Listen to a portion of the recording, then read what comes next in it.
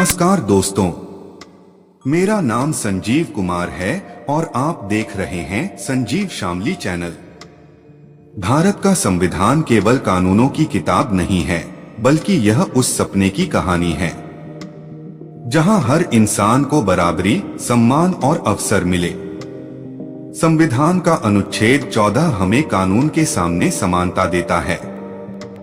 अनुच्छेद 15 भेदभाव को रोकता है और अनुच्छेद 16 सरकारी नौकरियों में समान अवसर की गारंटी देता है।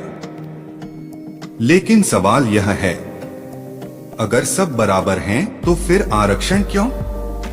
इसी सवाल का जवाब है संविधान और आरक्षण की यह यात्रा, जो समानता से शुरू होकर न्याय तक पहुंचती है। आइए अब आपको एक ऐसी कहानी सुनाते हैं जो संविधान के शब्दों को जिंदगी की सच्चाई से जोड़ देती है। संविधान और आरक्षण, एक प्रेरक कहानी। गांव का नाम था शिवनगर। यह गांव बाहर से शांत दिखता था, लेकिन इसके भीतर सदियों से चली आ रही असमानताओं की परछाइयां अब भी जीवित थीं। इसी गांव में रहने वाला एक लड़का था, अमन। अमन साधारण परिवार से था, पर उसके सवाल असाधारण थे। वह अक्सर अपने दादाजी से पूछता, दादाजी, हमारे देश में कुछ लोगों को पढ़ाई और नौकरी में अलग से मौका क्यों मिलता है? दादाजी मुस्कुराए। उन्होंने अमन को अपने पास बिठाया और बोले, बेटा, यह कहानी बहुत लंबी है। यह कहानी है हमारे भारतीय संविधान की, अनुच्छेदों की और आरक्षण की। यहीं से शुरू होती है यह कहानी, एक गांव, एक बच्चा और एक संविधान की यात्रा। नंबर 1, आजादी के बाद का भारत। दादाजी बोले, 1947 में जब भारत आजाद हुआ, तब देश केवल विदेशी शासन से मुक्त नहीं हुआ था, बल्कि उसे सदियों की सामाजिक गुलामी से भी लड़ना था। कुछ जातियां थीं जिन्हें मंदिर में जाने नहीं दिया जाता था, कुएं से पानी भरने नहीं दिया जाता था, स्कूल में बैठने तक का अधिकार नहीं था। अमन चौंक गया। क्या सच में? हाँ, दादाजी बोले, इन्हीं जातियों को आज हम अनुसूचित जाति SC कहते हैं। नंबर 2, संविधान की सभा और समानता का सपना। दादाजी ने आगे कहा, जब संविधान बनाया जा रहा था, तब डॉक्टर भीमराव अंबेडकर ने साफ कहा था, केवल समान अधिकार लिख देने से समानता नहीं आएगी, जब तक समान अवसर न मिले। इसी सोच से जन्म हुआ आरक्षण व्यवस्था का। संविधान में लिखा गया, अनुच्छेद 14, सब कानून के सामने समान हैं। लेकिन साथ ही जोड़ा गया अनुच्छेद 15, 4 और 16, 4, उदास स्माइली पिछड़े वर्गों को विशेष प्रावधान। अमन बोला, मतलब बराबरी के लिए अलग मदद? दादाजी हंसे, बिल्कुल। नंबर 3, अनुसूचित जाति SC की कहानी। गांव के ही पास एक बस्ती थी, हरिजन टोला। वहां रहने वाला रामदीन अमन का दोस्त था। रामदीन के पिता सफाई कर्मचारी थे, पर रामदीन पढ़ना चाहता था। संविधान ने रामदीन जैसे बच्चों के लिए कहा, शिक्षा में आरक्षण अनुच्छेद 15, 4, नौकरी में आरक्षण अनुच्छेद 16, 4, संसद और विधानसभा में प्रतिनिधित्व अनुच्छेद 330 और 332। और यह तय किया गया कि कौन कौन सी जातियां SC होंगी अनुच्छेद 341 के तहत।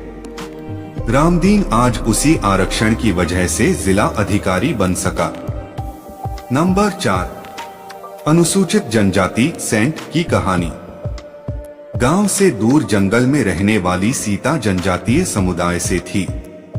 स्कूल उससे 10 किलोमीटर दूर था। न किताबें थीं, न शिक्षक। संविधान ने सीता जैसे बच्चों के लिए कहा, शिक्षा और नौकरी में विशेष अवसर। अनुच्छेद 342 के तहत जनजातियों की सूची सेंट को भी मिला।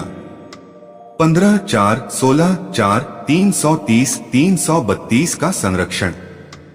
आज सीता एक नर्स है और अपने गांव में सेवा कर रही है। नंबर 5, अन्य पिछड़ा वर्ग ओबीसी की यात्रा। अमन के चाचा किसान थे, मेहनती पर साधनहीन। वे ओबीसी वर्ग से आते थे। संविधान ने कहा सामाजिक और शैक्षणिक रूप से पिछड़े वर्गों को आगे लाना जरूरी है। अनुच्छेद 340 पिछड़ा वर्ग आयोग 15(4) और 16(4) शिक्षा और नौकरी में आरक्षण। पर यहाँ एक शर्त आई, क्रीमी लेयर। दादाजी बोले जो ओबीसी आर्थिक रूप से मजबूत हो जाए उसे आरक्षण नहीं मिलेगा।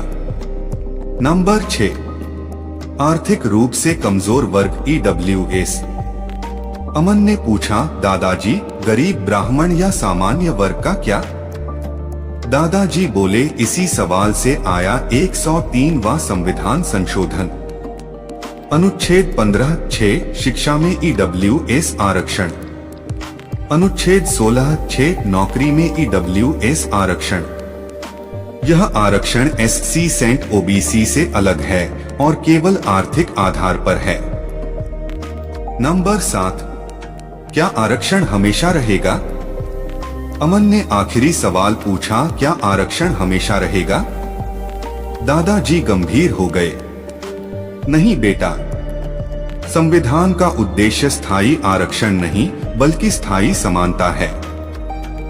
जब समाज सच में बराबर हो जाएगा तब इसकी जरूरत नहीं रहेगी। नंबर 8, संविधान एक जीवित दस्तावेज।